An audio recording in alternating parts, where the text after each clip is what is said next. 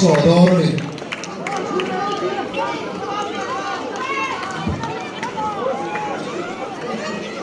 anh đi po hiện sa bom pe hồi nên bua sẽ có sắc mà ya rồi bom viêu ura ngay đi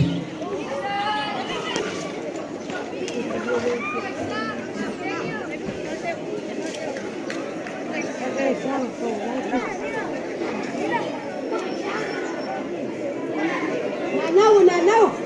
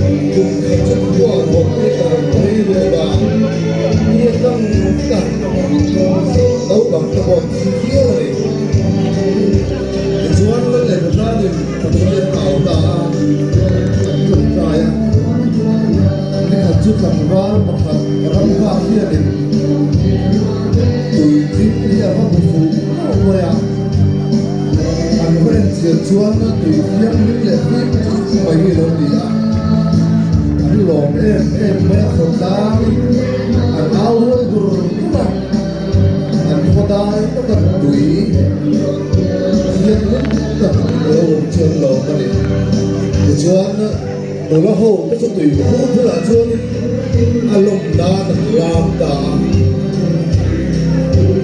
và khiên đây là đồ là xê này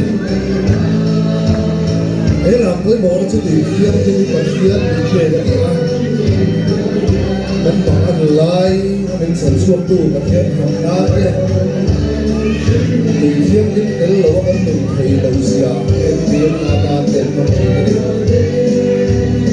Udah lakukan sekarang sudah berjalan dari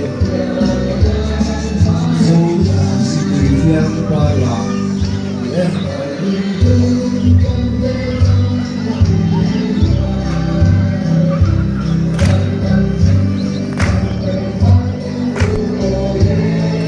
Mungkin kalau cuma bahkan ini zombie rasa turin lo, selalu mau apa? Cuma soal cuan. Làm mình bị điều gì luôn đấy, làm bố đi lôi qua sẽ chịu dòng vào sẽ làm sao đấy.